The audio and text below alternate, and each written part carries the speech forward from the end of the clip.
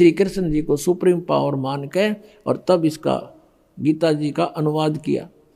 जबकि श्री कृष्ण जी तो विष्णु अवतार थे, ये सतोगुण भगवान हैं और ब्रह्म के पुत्र हैं, और मूल परमात्मा की भक्ति से यानी उससे ही हमें लाभ होगा।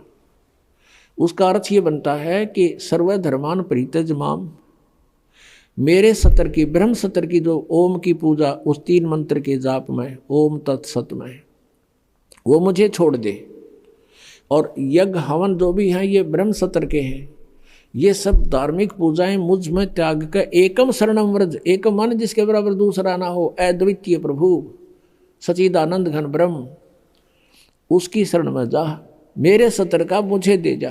हम पहले ओम नाम के कमाई यज्ञ करके हम कहाँ जाते थे? ब्रह्मलोक में चले जाते थे, वहाँ अपनी पूंजी खत्म करके उस रेस्टोरेंट में वापस फेर गधे बन जाते थे।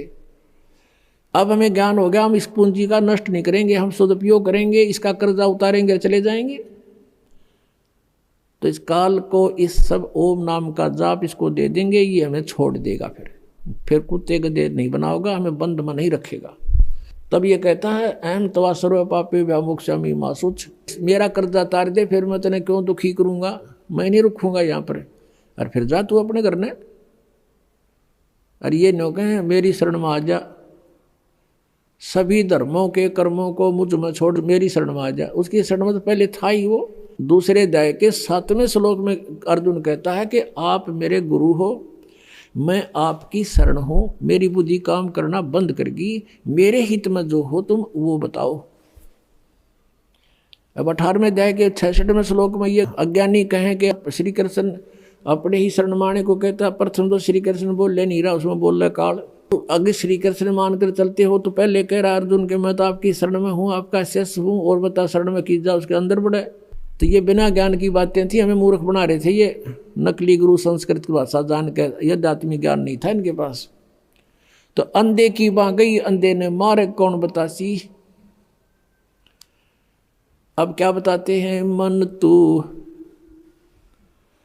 चल रे सुख के सागर, जहाँ शब्द सिंधु रत्नागर, कोट जन्म तन भर मत होगे, कुछ ना हाथ लग्या रे, कुकर सुकर खरबया बोरे, कौआ हंस बुगारे। कोटि जन्म तन भर मत होगे, कुछ ना हाथ लग्या रे, कुकर सुकर खरबया बोरे, कौआ हंस बुगारे। सुखदेव ने 84 भुगती बना पजावे खरवो, तेरी क्या बुनियाद पुरानी, तू पेंडा पंथ पकड़वो। कोट जन्म तन भर मत होगे, कुछ ना हाथ लग्या रे, कुकर सुकर खरबया बोरे, कौआ हंस बुगारे। कोटि जन्म तू राजा की न मिटी न मन की आशा, भिक्षुक होकर दर दर घूम लिया, मिला न निर्गुण रासा। इंद्र कुबेर ईश की पदवी, ब्रह्मा वृणधम राया, विष्णुनाथ के पुर को जाकर फिर भी वापस आया। असंग जन्म तन मर्त्या होगे, जीवित क्यों न मरे रे, और 12 मद मैल मठ बोरे, बहुर न देह धरे रे। दोजक भिष्ट सभी ते देखे, राजपाट के रसिया, 3 लोक से तरपत नाही, ये मन भोगी खसिया। सतगुरु मिले तो इच्छा मेटे, पद मिल पदे समाना, चल हंसा उस लोक पठाऊं, जो आदि अमर अस्थाना। 4 मुक्ति जहाँ चंपी करती, माया होरी दासी, दास गरीब अभय पद पर से, वो मिले राम अविनाशी। एक के शब्द में सारा जाड़ा दे दिया उस परमात्मा परिचित पुण्यात्मा आदरणीय गरीबदास साहिब जी ने।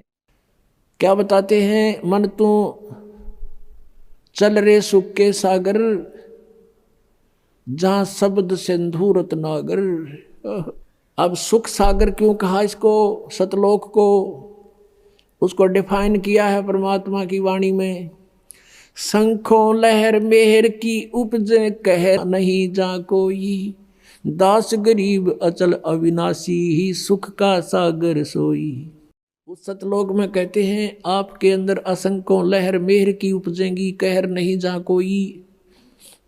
जैसे आप कभी कभी एकांत में बैठे हो उदास के साथ, तो बहुत बार बनी है ऐसी बातें, ऐसी बहुत बार हिलोर उठती हैं।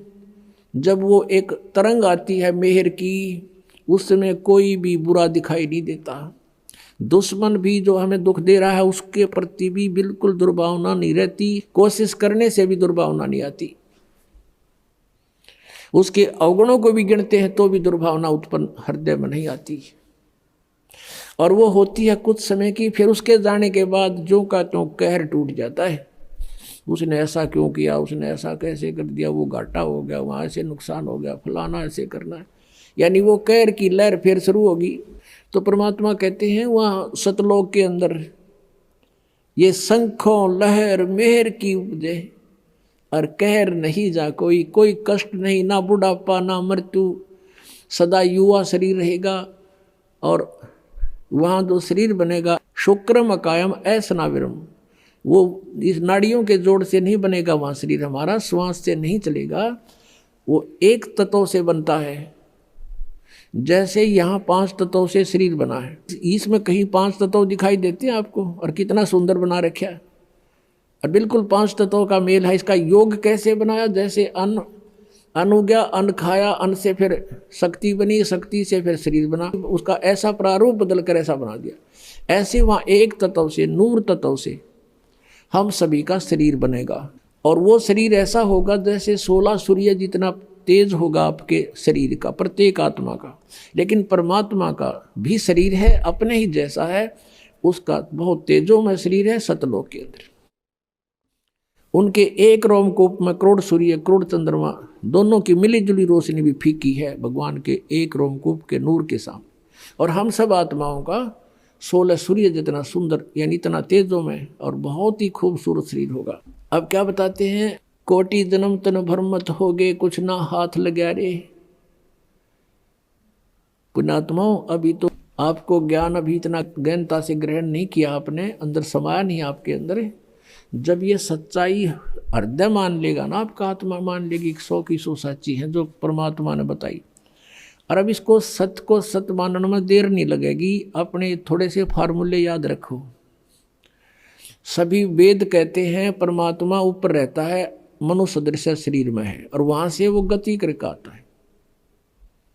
और यहाँ के क्या लीला करता है, जब वो बालक रूप धारण करके, शिशु रूप धारण करके प्रकट होता है, तालाब के ऊपर, जल के ऊपर कमल के फूल पर विराजमान होता है। यानी जल के ऊपर विराजमान होने से उसको नारायण कहते हैं। अब पता लग जाएगा वो है कौन। और जो छोटे बालक जब होता है उसको कोई पुण्यात्मा संस्कारवश निसंतान दंपति उठा के ले जाती है। प्रत्येक युग में ऐसा होता है। और फिर परमात्मा वहाँ उनके परिवर्ष की लीला कंवारी गायों से होती है, कंवारी गाय से। तो पुण्यात्माओं 600 वर्ष पहले भगवान आए थे, कबीर जी पूर्ण परमात्मा परम अक्षर ब्रह्म। उन्होंने वो लीलाएं की थी जो वेदों में लिख रखी है। वेद तो केवल परमात्मा की पहचान बताते हैं, वो ऐसा है, ऐसा करता है। वो लीला किसने की है आज तक, श्री कृष्ण का इतिहास देख लो, वह भी आए पृथ्वी पर, जन्म हुआ माँ से। लेकिन कबीर परमेश्वर का माँ से जन्म नहीं हुआ। ये तगड़मबाजी बढ़ा करते नकली आदमी कि एक विधवा ब्राह्मणी थी,